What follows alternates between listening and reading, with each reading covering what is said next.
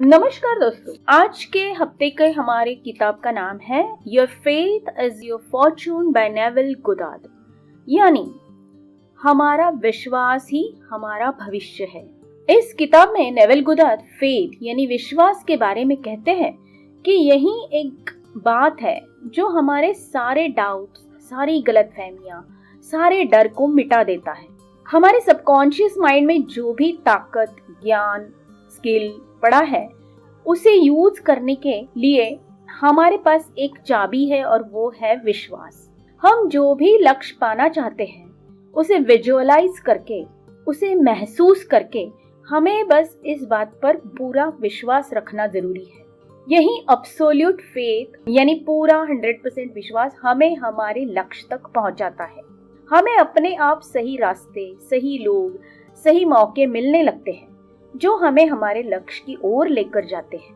बस एक 100% विश्वास ही हमें रखना होता है। हम जो भी ऑर्डर यूनिवर्स को देते हैं उसे वो हमेशा पूरा करने की कोशिश करता है। हमारे जिंदगी में जो भी अच्छा या बुरा हो रहा है उसे हमने ही ऑर्डर किया है और यूनिवर्स उसे हमारे सामने लेकर आया है। अगर इस बात को हम ठीक से नहीं समझते तो हम वही बातें, अनचाही बातें जो हो रही है उन्हें दोहराते रहते हैं और वही हमारी जिंदगी में बार बार होता रहता है। हम ये ऑर्डर हमारे शब्दों से नहीं देते, हम इसे अपने कॉन्शियसनेस यानी चैतन्य से देते हैं, जहाँ पर ज्यादातर हम डर और शक को ही महसूस करते हैं। हम वही एक्सप्रेस करते हैं जो हम फील करते हैं और वो सब हम बिना किसी शब्द के, वर्ड के एक्सप्रेस करते हैं अपने फीलिंग्स, अपनी भावनाओं के द्वारा।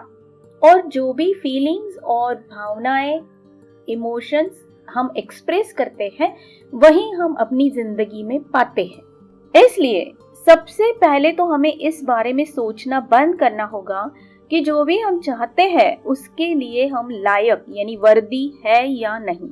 हम हमारे डिजायर को पूरी तरह एक्सेप्ट करते हैं तभी हम आगे बढ़ सकते हैं और ये उसे एक्सेप्ट करना बहुत जरूरी है क्योंकि वो हमारे मन के अंदर से आई है, जबकि ये सोच हमारे वर्दी होने की या ना होने की बाहर से आई है, हमारे बिलीफ से आई है। और जैसा कि आप जानते हैं कि हमारे बिलीफ्स हम जो भी बार बार सुनते, करते, देखते रहते हैं उससे बनते हैं। हमारे डिजायर पर शक करके हम अपने आप की निंदा या बुराई करते हैं। जब हम इस बात को स्वीकार कर लेते हैं कि डिजायर हमारे कॉन्शियसनेस यानी चैतन्य से आई है तो हमें उसके सही गलत होने की सोच पर ज्यादा ध्यान नहीं देना पड़ता है, हम उसे आसानी से छोड़ देते हैं। और जैसे ही हम उसे एक्सेप्ट करते हैं और उसे एक्सप्रेस भी करते हैं और ये सहज फ्लो हमारे अंदर उस डिजायर के फीलिंग्स को जगाता है और फीलिंग्स पर विश्वास रखकर हम उसे आजादी से हकीकत में ला सकते हैं। हम कभी भी किसी भी वक्त दो विरुद्ध बातें यानी अपोजिट बातों को एट ए टाइम कभी नहीं मांग सकते। मतलब अगर हम लेफ्ट साइड में जाना चाहते हैं तो हमें राइट साइड का रास्ता छोड़ना ही पड़ेगा। एट ए टाइम हम लेफ्ट और राइट दोनों साइड नहीं जा सकते। अगर हम 4th फ्लोर पर जाना चाहते हैं तो हमें 3rd फ्लोर को छोड़ना ही पड़ेगा। उसी तरह हम जो भी डिजायर चाहते हैं उसके विरुद्ध यानी अपोजिट सारे डर, डाउट, चिंताएं हमें छोड़नी पड़ेगी। इसके लिए हमें उस डिजायर को इतना उसके साथ एकरूप होना पड़ेगा, यूनाइट होना पड़ेगा कि उसके अपोजिट की कोई थॉट हमारे मन में रह ही ना पाए या आ ही ना पाए। और फिर अपने आप हम उसी तरह बिहेव करने लगते हैं जैसे कि हमने इस डिजायर को पा लिया है। हमें उस स्टेट तक पहुंचने के लिए कई सारे मेटाफिजिकल टेक्निक्स हेल्प करते हैं। तब तक जब तक हम उस स्टेट तक नहीं पहुंचते हमें अपने मन पर काम करना पड़ता है और एक्सप्रेस करना पड़ता है, मानना पड़ता है, जानबूझकर डेलिबरेटली हमने इस चीज को पा लिया है, इसे हमें मानना पड़ता है। एक बार जब हम मेंटली उस लेवल पर पहुंच जाते हैं तो हमें डेलिबरेटली मानने की जरूरत नहीं होती क्योंकि वो मानना फिर हमारे कॉन्शियसनेस में चला जाता है, हमारे अंदर से आने लगता है। उस वक्त हमारा पूरा कॉन्शियसनेस यानी हमारा चैतन्य उस बात में पूरी तरह डूबा हुआ होता है। इसे करने के लिए हमें अपना सारा ध्यान प्रेजेंट यानी इस पल की माहौल से, मुसीबतों से, मर्यादाओं से हटाकर सिर्फ और सिर्फ अपने डिजायर पर लगाना बहुत जरूरी है। हम जो भी सुनते या देखते हैं वो सब कुछ एक्सेप्ट करना जरूरी नहीं है। हमें उन बातों के बारे में बहुत सिलेक्टिव होना जरूरी है कि हम अपने मन के अंदर क्या जाने देते हैं, क्योंकि जो भी बातें हम सच मान लेते हैं वो हमारे बिलीफ बन जाती है और हमारे हर डिजायर को पूरा करने की प्रोसेस में या तो वो सपोर्ट करती है वो बिलीफ या फिर विरोध यानी रेजिस्ट करती है। और इसीलिए हमें अपने देखे सुनी बातों के बारे में बहुत अवेयर होना जरूरी है, जागरूक होना जरूरी है।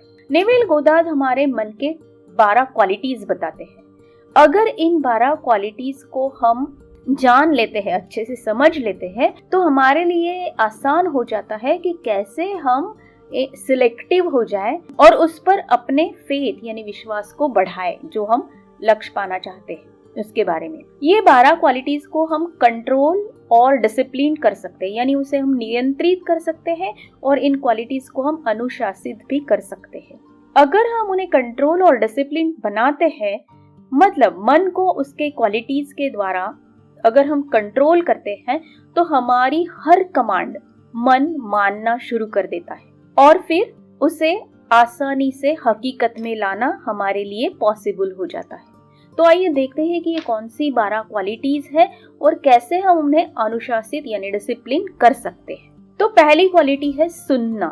सबसे पहली और इम्पोर्टेंट क्वालिटी, अगर हम अपने सुनने को डिसिप्लिन नियंत्रित करते हैं तो हम सिर्फ वही सुनते हैं जो हमारे लिए अच्छा हो, पॉजिटिव हो। हमारा मन तुरंत नेगेटिव और अपोजिट बातों को रोक देता है या हमें उससे दूर ले जाता है या उसे अनसुना कर देता है। अगर हम अपने किसी भी लक्ष्य को पाना चाहते हैं तो हमें सिर्फ और सिर्फ उसके फेवर में यानी उसके अनुकूल, उसके सपोर्ट में होने वाली बातों को ही सुनना जरूरी है। उसके अपोजिट वाली, उसके विपरीत वाली सारी बातों के लिए हमें अपने कान बंद करना जरूरी है। तभी हम 100% फेथ यानी विश्वास के लेवल तक पहुंच सकते हैं। और इसे करने के लिए हमें हमारे लक्ष्य के बारे में पॉजिटिव क्या है और नेगेटिव क्या है इसके बारे में जानना पड़ेगा। हमारे लक्ष्य के लिए क्या पॉजिटिव है, क्या नेगेटिव है, इसके बारे में हमें सोचना पड़ेगा।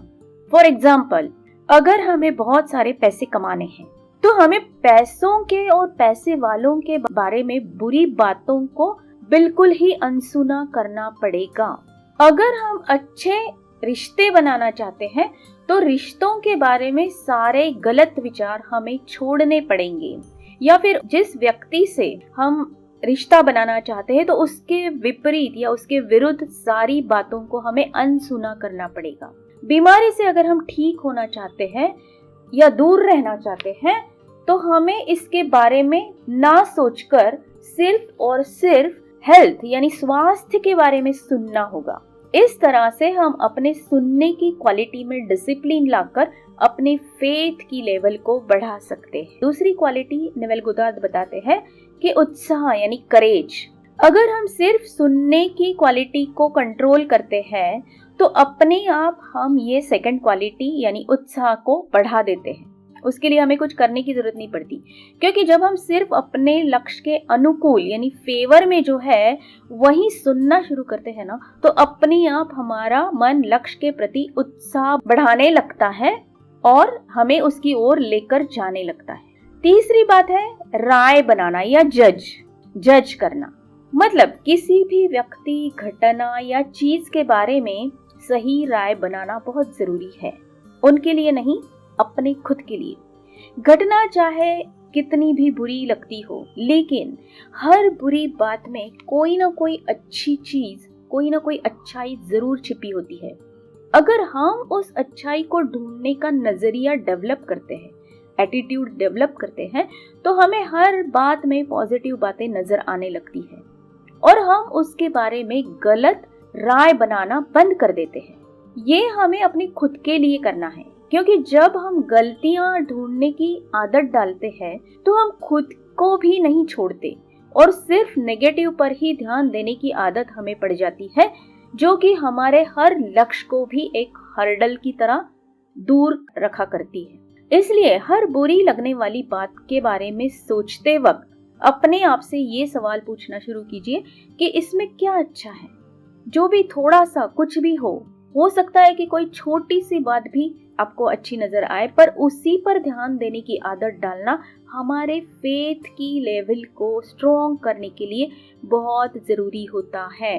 अब फोर्थ क्वालिटी नेवेल गोदार्द बताते हैं कि अच्छाई करना, डू गुड। मतलब हमारे साथ कुछ भी बुरा होता है तो उसका जवाब हमें अच्छाई से ही देना सीखना है, क्योंकि जब हम हर किसी बुराई का जवाब अच्छाई से देना शुरू करते हैं तो हम अपने मन को शांत रख पाते हैं और फिर उस बुराई वाली चेन को हम ब्रेक कर देते हैं और सामने वाले की नफरत को भी खत्म करने लगते हैं। अपने आप को और औरों को भी गुस्से से बचाते हैं। 3 और 4 नंबर की जो क्वालिटीज है, यानी कि जजिंग और अच्छाई करना, वो एक दूसरे से जुड़े हुए हैं। जब हम सही राय बनाने लगते हैं ना, सिर्फ अच्छाई देखने लगते हैं, तो किसी भी व्यक्ति, चीज या घटना के बारे में हम अपने आप उनसे अच्छाई से पेश आते हैं। ये दोनों बातें हम फॉरगिवनेस यानी माफ करने की प्रैक्टिस से भी आसानी से कर सकते हैं। हम इस बात को समझने लगते हैं कि बुराई से पेश आने वाला व्यक्ति खुद अंदर हमसे भी ज्यादा परेशान है और फिर हमें उनको माफ करना, उनके ऊपर करुणा, कंपैशन लाना, महसूस करना, कंपैशन फील करना आसान हो जाता है। हम ये भी जानने लगते हैं कि अगर हमें पीस चाहिए, शांति चाहिए, तो वो हमें अंदर से ही मिलेगी, बाहर से नहीं मिलेगी, और उसके लिए हमें अंदर जाना पड़ेगा।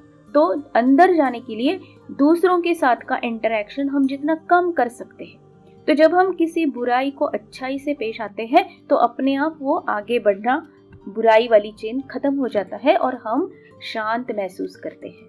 5th क्वालिटी वो बताते हैं कि उस परम शक्ति को समझना।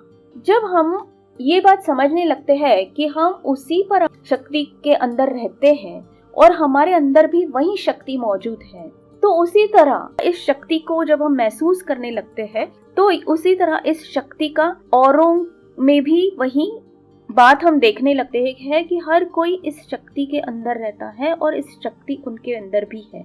और अलग अलग तरह के लोग या घटनाएं या व्यक्ति या चीजें इस शक्ति का अलग अलग तरह का, अलग अलग लेवल का एक्सप्रेशन यानी आविष्कार है। तो हम यूनिवर्सल लॉ ऑफ वननेस को अंदर से समझने लगते हैं, जानने लगते हैं। फिर हमें किसी एक को पकड़ के उसकी बुराई करना अच्छा नहीं लगता, या फिर हमसे होता ही नहीं है। वो एक शक्ति का एक लेवल है, उसका आविष्कार है, इतना ही हम समझने लगते हैं। तो अपने आप मन के अंदर से सारी नेगेटिव भावनाएं खत्म होने लगती हैं। 6th क्वालिटी वो बताते हैं कि हमारी इमेजिनेशन यानी कल्पना शक्ति। अगर हम हमारी कल्पना शक्ति की ताकत को, प्रक्रिया को सही तरीके से यूज करने लगते हैं तो हमारे लिए इम्पॉसिबल कुछ भी नहीं होता है। हम इस इमेजिनेशन का सही इस्तेमाल करके कुछ भी हासिल कर सकते हैं। 7वीं क्वालिटी वो बताते हैं कि शक को छोड़ देना, किसी भी डाउट को छोड़ देना। जो भी बात हम पाना चाहते हैं, हमारा जो लक्ष्य है, हमारी जो डिजायर है, उसके बारे में कोई भी शक या अफवाह ऊपर विश्वास ना रखते हुए सिर्फ और सिर्फ उसी बात पर विश्वास रखना, उसके सपोर्ट में, उसके फेवर में विश्वास रखना और बाकी सारी विपरीत बातों को लेट गो करना। इसका मतलब सारे शक को छोड़ देना। उन शक को, उन डाउट्स को अपने मन के अंदर ना आने देना हमें हमारे लक्ष्य की ओर फास्ट पहुंचाने में मदद करता है। 8वीं क्वालिटी वो बताते हैं कि जब हम अपने हर डिजायर को आसानी से एक्सेप्ट करते हैं, उसका रिस्पेक्ट करते हैं, चाहे वो कुछ भी हो, कैसी भी हो, उसका सही और सहज स्वीकार करते हैं, तो वो हमारे लिए इस परम शक्ति का एक उपहार, एक गिफ्ट बन जाती है और वो हमें हकीकत में लाने में यूनिवर्स खुद मदद करने लगता है, जो कि हमारी ग्रोथ का एक लेवल होता है। हमारी इस डिजायर को एक्सेप्ट करना हमारी ग्रोथ का एक लेवल होता है। 9th क्वालिटी वो बताता है डिजर्नमेंट, यानी एक विवेकशील मन, एक बिना किसी डर या शक के परे साफ और सुंदर मन। जब हम अपने मन का क्लीनिंग करके उसे शुद्ध बना लेते हैं तो उसमें प्रकट हुई हर इच्छा, हर डिजायर तुरंत सफल होने लगती है। मन का क्लीनिंग मतलब सारे नेगेटिव सोच और विचारों को मन से निकाल देना। ये हम अलग अलग टेक्निक्स का यूज करके कर सकते हैं, जैसे कि ग्रैटिट्यूड, फॉरगिवनेस और भी कई सारे। 10th क्वालिटी वो बताते हैं कि हमेशा हर अच्छी बात की प्रशंसा करना जरूरी है, उसे अप्रिशिएट करना जरूरी है। मतलब जो भी हमें अच्छा लगे, फिर चाहे वो चीज हो, व्यक्ति हो, घटना हो, उसे दिल से अप्रिशिएट करना जरूरी है। जबकि कई बार हमारा ईगो हमें अच्छा लगने पर भी अप्रिशिएट करने या ग्रैटिट्यूड दिखाने के लिए अलाउ नहीं करता। तो इसे हमें सीखना पड़ेगा। जितना ज्यादा अप्रिसिएशन और ग्रैटिट्यूड हम जताएंगे किसी के भी बारे में, किसी भी चीज के बारे में, उतनी अच्छी बातें हम अपनी जिंदगी में अट्रैक्ट करना शुरू कर देंगे। 11th क्वालिटी यानी 11वीं क्वालिटी वो बताते हैं कि हमेशा अच्छी बातों को ज्यादातर सुनने की आदत डालना, क्योंकि जब हम अच्छी बातों को ज्यादा सुनते हैं और उन पर ज्यादा ध्यान देते हैं तो अपने आप हम बुरी बातों को अपनी जिंदगी से कम कर देते हैं। और ज्यादा देर अच्छी बातें सुनना हमारे सबकॉन्शियस माइंड को यही मैसेज देता है कि हमें और अच्छी बातें चाहिए। फिर वो अच्छी बातें चाहे किसी के भी बारे में हो, हमें हमेशा उन पर ज्यादा ध्यान देकर सुनने की आदत डालना जरूरी है। लास्ट और 12th क्वालिटी नेवेल गुदार्द बताते हैं कि अगर हमें स्वर्ग देखना है तो हमें खुद ही मरना जरूरी है। मतलब हम जो भी इच्छा करते हैं उसे पूरा करने के लिए हमें जी जान एक करना जरूरी है। उतनी प्यास जगाए बिना हम अपनी इच्छा को हकीकत में नहीं ला सकते, और जान की बाजी लगाने पर हमारी डिजायर आसानी से हकीकत बनना शुरू हो जाती है। जब तक हम इन 12 क्वालिटीज के अनुशासन यानी डिसिप्लिन का पालन करते हैं तो हमारी कॉन्फिडेंस लेवल अपने आप बढ़ने लगती है, और वहीं हमारे फेथ यानी विश्वास की लेवल को भी बढ़ाती है। ये विश्वास हमें आसानी से और सहजता से अपने डिजायर को हकीकत बनाने में मदद करता है। इन 12 क्वालिटीज को नेवेल गुदार्द एक साइकोलॉजिकल ट्रांसफॉर्मेशन के रूप में बताते हैं कि एक एक लेवल जैसे जैसे हम पार करने लगते हैं या एक एक क्वालिटी पे हम जब डिसिप्लिन लाने लगते हैं तो हमारी एक साइकोलॉजिकल ट्रांसफॉर्मेशन की फेज आगे बढ़ने लगती है। हमारा कॉन्शियसनेस एक एक लेवल ऊपर बढ़ने लगता है।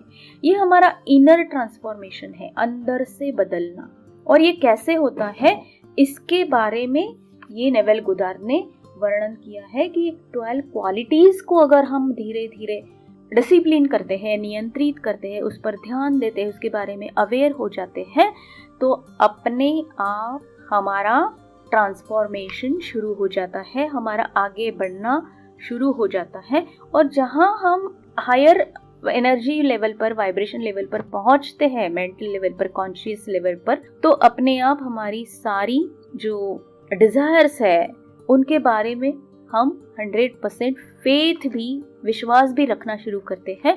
और जाहिर है कि यही वजह है कि जो हमारे डिजायर को हकीकत में लेकर आती है। तो चलिए दोस्तों, आज से हम इन सारे ही क्वालिटीज के बारे में एक एक को लेकर डिसिप्लिन करना, उन्हें नियंत्रित करना शुरू कर देते हैं और देखते हैं कि कैसे हमारी कॉन्शियस लेवल पे डे बाय डे ग्रोथ हो रही है। धन्यवाद।